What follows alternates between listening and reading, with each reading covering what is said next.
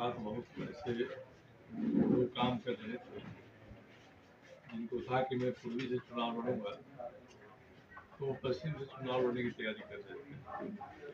उसमें से एक हमारे संजीव आचार्य जी थे, उन्होंने नामांकन पत्र भी खरीद लिया है। उनसे बात हुई कि हम लोग का एक ही उद्देश्य है, तो इन्होंने सहमति व्यक्त किया और इन्होंने कहा कि अब हम नामांकन नहीं भरेंगे, मेरे समर्थन में काम करेंगे। तो आज एक तो ये सूचना प्रेस को देनी थी, दूसरे कल मैं नामांकन करूंगा 11 बजे, और नामांकन में जो हमारे यहाँ 7 मंडल हैं इस क्षेत्र में, उनके कार्यकर्ता आएंगे। उसके अतिरिक्त नेता के तौर पे भारतीय जनता पार्टी की ओर से हिमंता विश्व शर्मा के आने की सूचना मिली है। फिर जनता दल यू की तरफ से बिहार के 2 मंत्री हैं, अशोक चौधरी और श्रवण कुमार सिंह, ये दोनों रहेंगे। तीसरे एक और मंत्री हैं मदन सहनी जी भी रहेंगे। पूर्व मंत्री हैं श्याम रजक, ये भी आ रहे हैं। और लोजपा की तरफ से अरुण भारती या राजेश वर्मा, 2 इनके सांसद हैं, इन दोनों में से कोई एक आएंगे। जितने लोगों की सूचना अभी तक मिली है, आज सुबह भी सुदेश जी से बात हुई है कि अगर आप यहाँ रहें तो आइएगा, उनको भी हम उम्मीद करते हैं कि आएंगे। कल नामांकन हो जाने के बाद से हम लोगों का विधिवत चुनाव का प्रचार शुरू होगा। इस बीच में भारतीय जनता पार्टी के 6 मंडलों के कार्यकर्ताओं की विस्तारित बैठक हुई। उनके पदाधिकारी सक्रिय कार्यकर्ता सभी थे। आजाद नगर मंडल छोड़कर बाकी जितने 6 मंडल हैं उनके, सोनारी, कदमा, विष्णुपुर, साक्षी, मानगो, उन्नीली, कल 4 मंडलों की हुई थी और आज 2 मंडलों की हुई, जिसमें कदमा और साक्षी शामिल है।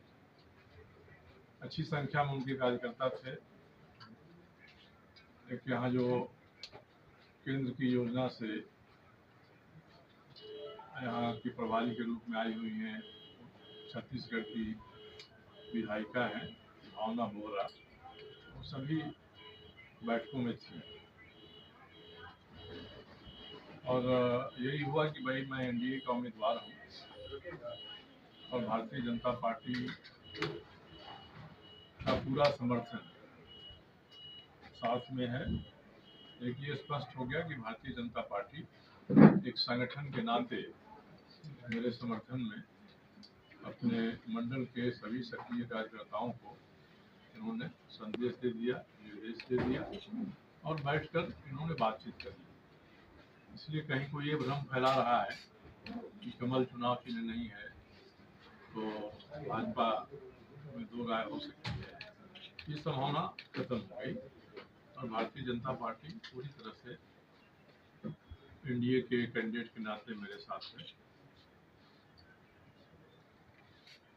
फिर मैं पिछले 5-6 दिनों से घूम रहा हूँ। मैं विभिन्न क्षेत्रों में गया यहाँ के। मैंने जेएनएसी से पूछा कि आपकी कोई योजना है इसमें, उन्होंने कहा कि कोई योजना नहीं। टाटा स्टील के लैंड डिपार्टमेंट से पूछा, उन्होंने कहा कि नहीं, हमारी तरफ से कोई पहल इसके लिए नहीं की गई। अभी दुकानें बना दी गई सरकारी जमीन, टाटा स्टील की जमीन पर 6 बाई 8 फीट की कबूतर खाना जैसी, तो ये किसकी अनुमति से बनी है? एक कोई अपने घर में थोड़ा फेरबदल करता है तो टाटा स्टील के लोग पहुंच जाते हैं। कल ही बारिश सर ने बताया कि गुंडा पार्टी आके हमारी दुकान तोड़ दी और ये काम हो रहा है, तो और इसकी जिम्मेदारी कोई नहीं ले रहा है। कोई तो खड़ा होकर कि मैंने कराया है इसको। चुनाव की आचार संहिता है, उसमें ये काम हो रहे हैं। तो इस तरह के अनियमित काम जमशेदपुर में चल रहे हैं, जैसे कोई अपनी जमींदारी में ये सब काम करा रहा है। और शर्मनाक स्थिति है ये शासन प्रशासन के लिए भी और टाटा स्टील के लिए भी कि क्यों उनकी घिघी बन जाती है जो ऐसा अनियमित और गलत काम करने वाले लोगों के साथ। ये जवाब देने की स्थिति में नहीं है। तो प्रशासन की ऐसी दुर्दशा शायद जमशेदपुर में पहले कभी नहीं देखी गई थी जो आज देखी जा रही है।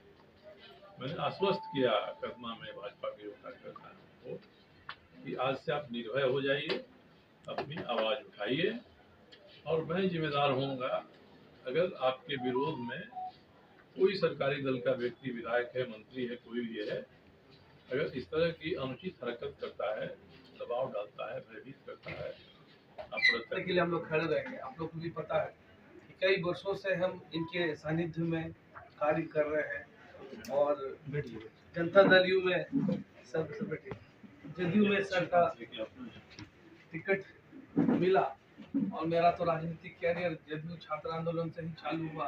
इसके राष्ट्रीय अध्यक्ष भी मैं बना।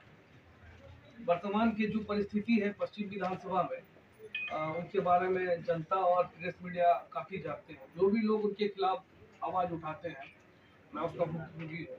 सर ने जो चीज़ कहा, इसके अलावा भी उन्होंने अपने गाड़ी रखने के लिए 40 फीट बाई 15 फीट का पतंजलि के बगल में देखिए का बड़ा शेड निर्माण कर दिया। मैंने एसडीओ से लेकर डीसी सारे जगह लिखा पढ़ी किया, इतना मोटा मेरा फाइल बन गया, लेकिन किसी ने भी इसका जवाबदेही नहीं लिया।